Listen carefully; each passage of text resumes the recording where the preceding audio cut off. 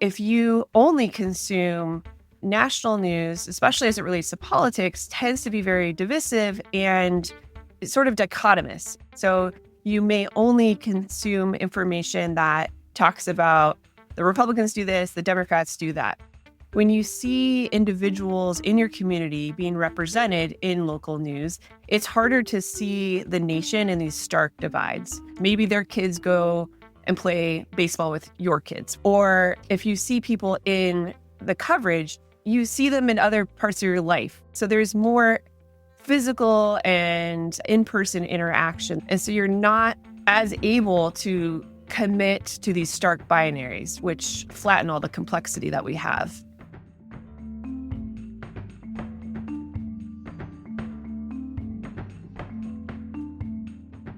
Welcome to Making Peace Visible, the podcast about peace, conflict, and the media. I'm your host, Jamil Simon. Think about the infrastructure that makes your community work. Roads, schools, buses and trains, parks and playgrounds, the water department. They're probably the kinds of things that come to mind when you first think about it. But what about local news? Our guest this episode, journalism scholar Jennifer Henrichsen, says local newspapers, news websites, and TV and radio stations are also a necessary part of public infrastructure. Local news journalists play crucial roles in times of crises, like wildfires and floods. They also play a less visible watchdog role in keeping local governments accountable. And even less visible, there's evidence that the erosion and closure of local news outlets is contributing to increasing polarization. Jennifer Henrichsen is an assistant professor at the Edward R. Murrow College of Communication at Washington State University. She's also the research director at the Washington Local News Ecosystem Project, a publicly funded initiative to measure the health of local news around the state. Washington State University is using the data that Henrichsen and her team collect to help match up young reporters with newsrooms that need them. Making Peace Visible producer Andrew Maraskin spoke with Jennifer about how local news can provide a buffer against hyperpartisanship and provide a sense of cohesion in communities. They drill into some of the data on why local news is struggling in Washington state and strategies that newsrooms are using to stay open and relevant. Jennifer Henrichsen, welcome to Making Peace Visible. Thank you for joining me. Thank you for inviting me. I don't usually do this, but I'm going to start with like a gross overgeneralization and then have you inject the nuance. So people will say about local news that local news is dead. Everyone gets their news from social media. How true is that? And then, how much is that a myth? So local news is not dead. Local news is experiencing a lot of different challenges, as we can see with lots of different research out there today, showing the decline, especially with newspapers across the country. But you also see efforts to improve local news and create funding opportunities for local news, which increases the understanding that local news is important, right, to a certain extent. Your other point, though, about how people get news is really important. So a lot of individuals do get their information from social media channels, but in a lot of those cases, they're still getting news organization coverage. They're just accessing it through different channels rather than subscribing to their newspaper. For example, they're seeing a post on Facebook or a different type of platform like X.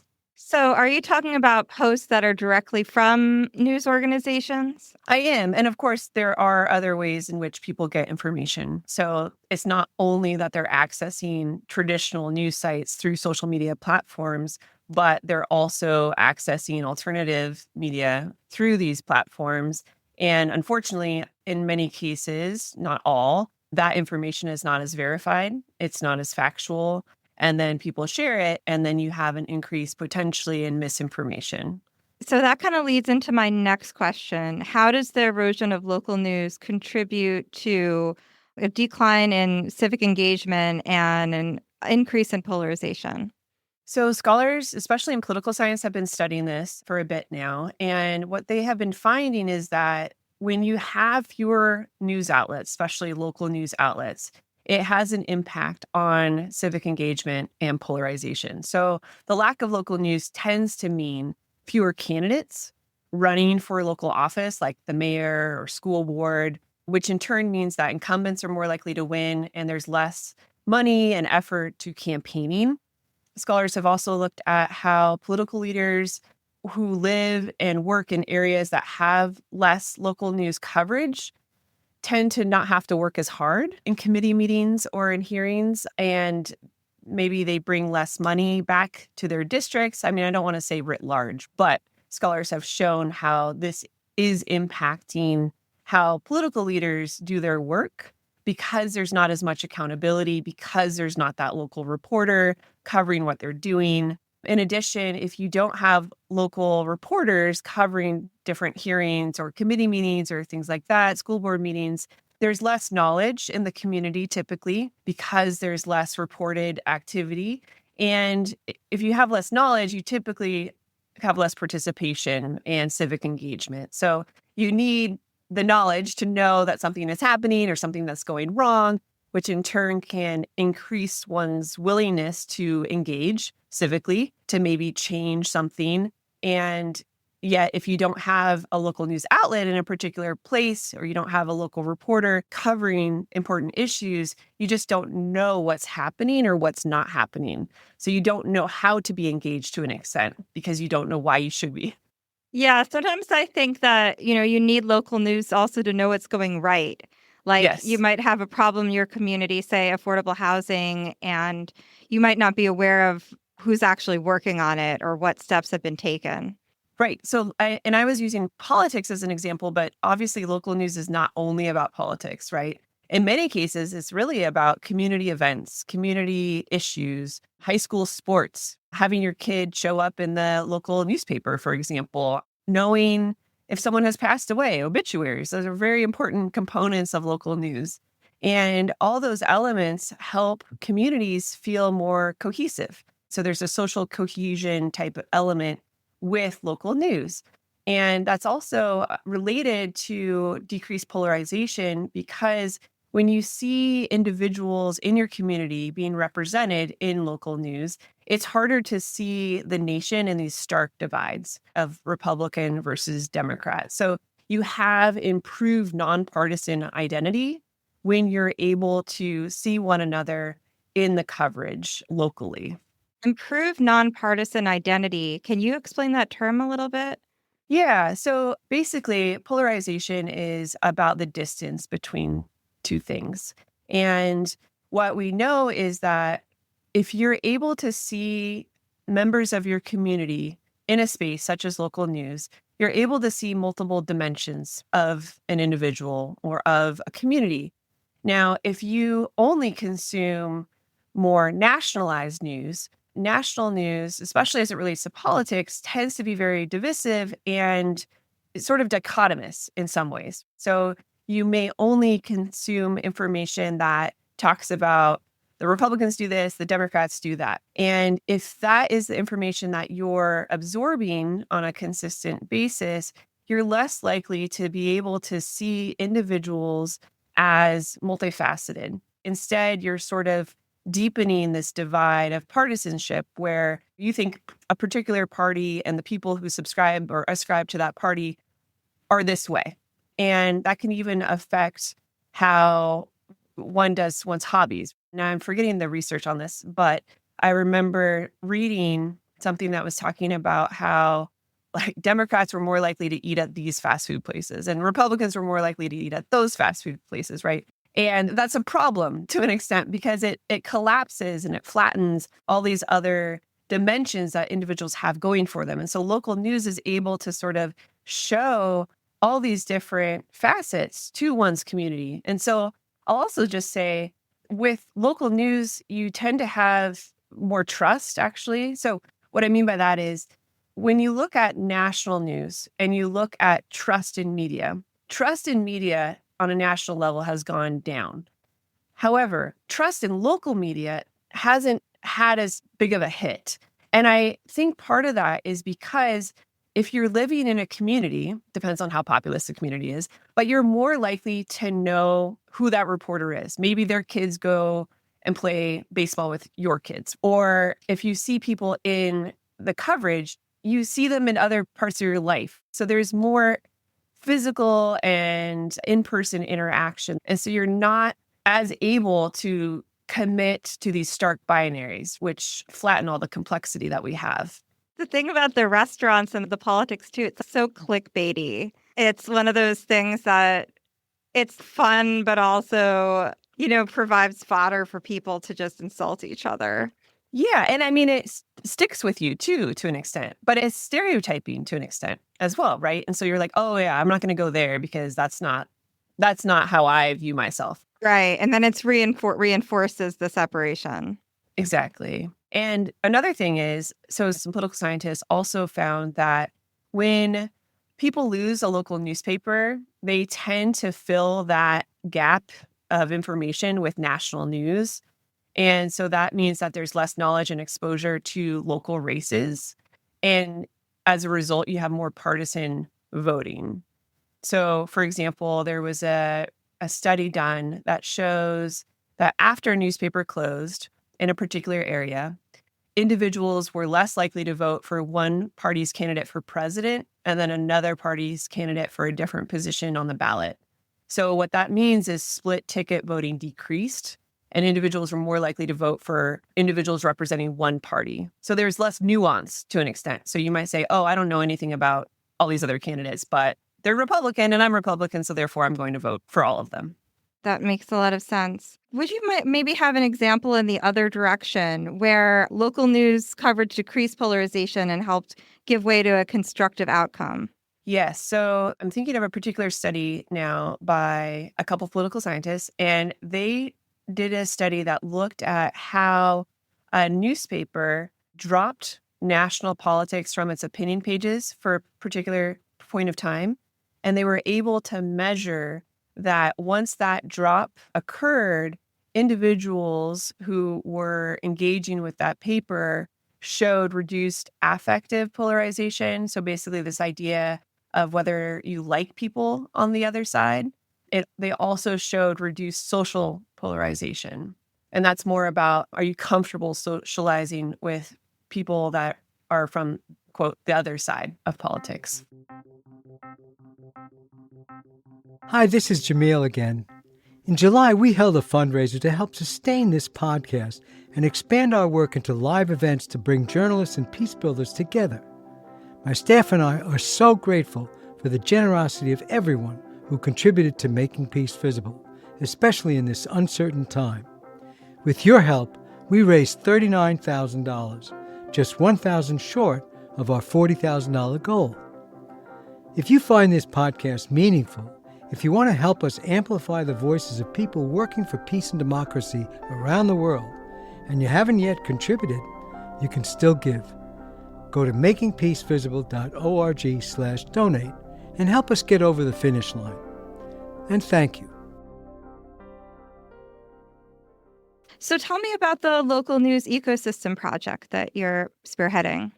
Yes. So this is a project that is coming out of a program called the Murrow News Fellowship Program. And the program is unique in that it is supported and led, the intervention essentially was led by the Washington State Legislature. So basically, in 2023, the legislature said, we think local news is important for civic engagement, for democracy. We also know that it's declining nationally, including in Washington State. So why don't we put money towards supporting journalists and local news outlets in the state? And so they put $2.4 million into the development of this program, the Murrow News Fellowship Program. And it essentially, through Washington State University, places more early career journalists and matches them with outlets that have a particular need for civic affairs reporting. And so WSU, Washington State University, plays the role of matchmaker. So they get applications from journalists wanting to work in Washington, and they get applications from news outlets saying, we really need a fellow or a reporter to focus on the housing crisis, for example. And then WSU places those journalists in those outlets. Now, as part of that program, there was a decision made that we needed to better understand the existing ecosystem in Washington. And that's partly because historically, research has primarily focused on cities and states more on the East Coast and even Midwest, with the exception of Oregon has had a report the last couple years looking at their ecosystem, but there hasn't been as much done in Washington. So we decided, and I was selected as the research director for this program, the Washington News Ecosystem Project, to comprehensively map what the ecosystem looks like in Washington. And so we made a decision early on to include radio, TV, online only publications, magazines, as well as newspapers to try to get a sense of what exists across the state, what doesn't exist, and what does that mean for the health of the ecosystem.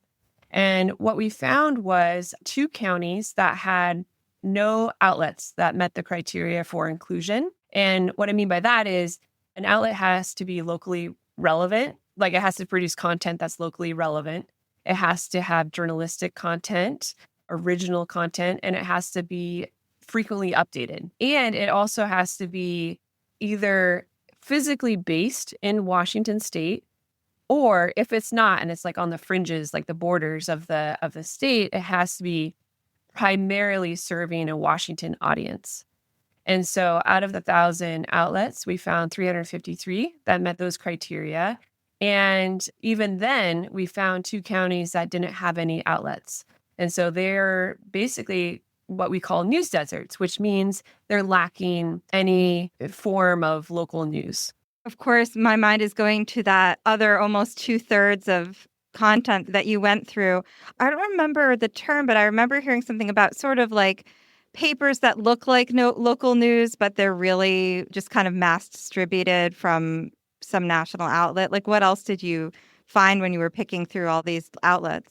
I know what you're talking about. And there's also other concerns like ghost newspapers, basically when a newspaper exists in name, but its staff is so decreased that it can't produce as much original content as it normally did and still covering like a huge population. In other cases, the content wasn't frequently updated. So it just maybe there was something posted from 6 months ago, but it wasn't within the last 30 days. So it didn't qualify. In other cases, it was more like first person, non-journalistic writing. So in that case, it wasn't journalistic content and things of that nature. So it had to fit all of those dimensions. So, given the shrinking pool of resources for local news, what ways are local news outlets coping or innovating to stay alive and stay relevant? Yes, that's a great question. And also it makes me think back to the fact that what we also found in the report is that the majority of outlets who, and I didn't even tell you how we did the report, but we did open source type knowledge collection. And then we also conducted interviews with civic leaders, journalists, and scholars. We also did a survey. So we sent out a survey to all the outlets that qualified. And we asked a lot of questions related to this resource question. So we asked about annual operating budget. We asked about staff size, things that are necessary for an outlet to be able to succeed in its production. And we found out of the responses that we received that a majority of the outlets actually have an annual operating budget of less than $250,000 per year, which is pretty small and could indicate diminished staff, resource constraints, and other things like that. So they're trying to do more with less, or they're trying to still do as much as they can. And yet they're facing so many different types of resource constraints. So what we found in terms of positives, there is energy, I would say, in local news to try to make sure that they can continue doing their work. What we were seeing in some of the interviews in particular is a hope and a desire to increase different types of collaborations, to be more flexible with funding models. And that might mean turning into a nonprofit, which the Spokesman Review actually is just planning to do, which is a major newspaper in the state of Washington in the city of Spokane. They announced, I think in April, that they're planning to move toward a nonprofit model to try to continue to succeed in this difficult environment. In other cases, you have individuals trying to be more sort of dynamic and engaging with different audiences, having different events or conference series or speaker series or different ways of trying to bring in people to understand why this information is important and to support it by either having a subscription to an outlet or donating to an outlet, things of that nature. What are some common misconceptions you found about local news? Yes. So I will preface this to say that when we talk to individuals, we talk to journalists and editors, scholars, and also policymakers.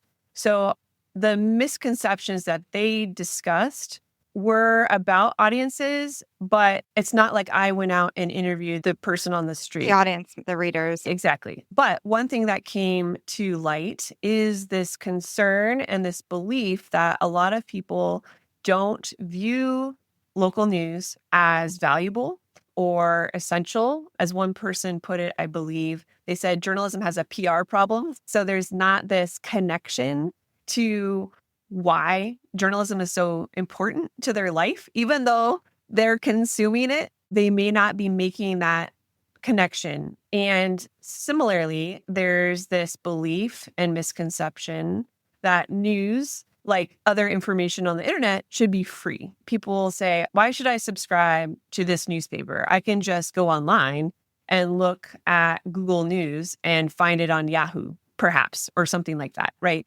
So why should I pay money monthly to access information?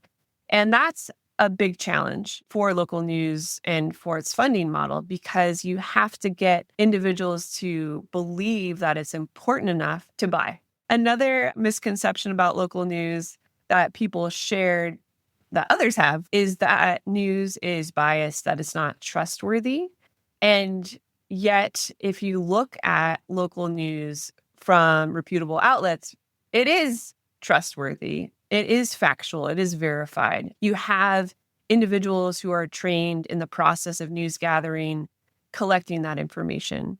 And so that is also an important component. Now, outside of the industry, outside of journalists and academics and maybe more informed individuals, I'm not sure everybody knows that local news is in crisis. And that's also a problem if people aren't aware that there is an issue. They might be aware once their newspaper closes, but in that case, it might be too late. Yeah, and I feel like it's kind of self-perpetuating.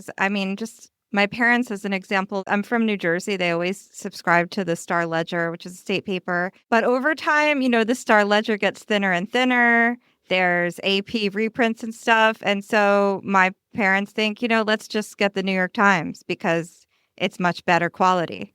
Yes, that has happened in our state as well. I grew up with the Tacoma News Tribune, and we subscribed to it as a family. I read it, like maybe I was unusual, but I read it every day, growing up in high school. And over the past decade or so, it's thinned out so substantially. It's very sad for everyone in the community because it's just not as robust as it used to be. And the question then becomes, is it worth it to purchase it? Is it worth it to subscribe? And in many cases, people don't necessarily think so. But the pressures that have been put upon those types of outlets, like the Tacoma News Tribune, are the reason why content has become more sparse. And so it goes hand in hand, right? So if an outlet is bought out by a chain or more problematically by a hedge fund, what tends to happen is the outlets that have been bought shrink. So staff get laid off. And as a result, you have less original content because you just don't have as many people able to go out into the community to gather that information. And as such, you have less information that's locally relevant. You have more content coming from other places, and people aren't seeing what they care about reflected in the pages and therefore may not subscribe.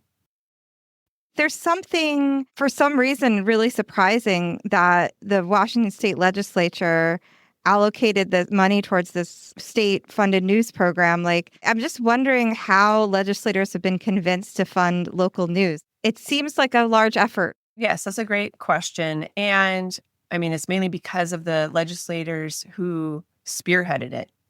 So, for example, Senator Karen Kaiser was one of the leads on the development of this Murrow News Fellowship program. And her experiences led her, I believe, to want to support this, want to spearhead this. So, for example, she received a master's degree in journalism from Berkeley. She worked as a journalist in Washington, Oregon, I believe also in California. She got her MA from Berkeley. Berkeley also has a journalism fellowship program, and that started a little bit before the Washington one. So I think, and I don't want to speak for her, but she's the lead for this program existing. And so she understood both the journalism side as well as the policymaker side and the importance of a reporter being able to hold a public official's feet to the fire. So it's really a matter of having legislators who maybe have had experience in journalism, they at least understand the importance of journalism to civic engagement, to civic participation, and by extension to democratic life. And they are the ones who made it happen. So she just retired, but there are others in the legislature who are supportive of this effort.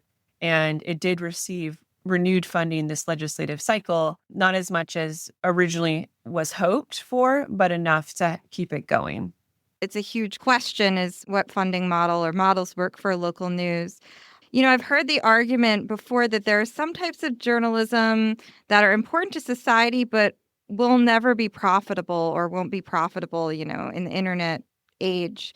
What do you think about that argument? Do you think that's true? What I mean by not profitable is just like there's certain types of news that whether it gets government or nonprofit support may be important, but it's not something that somebody's going to pay for. It's not a model that you could sell ads and sort of support it that way, but it's still valuable to society. I guess what I would say is that the funding model for journalism, as historically understood, is broken, which is not new information.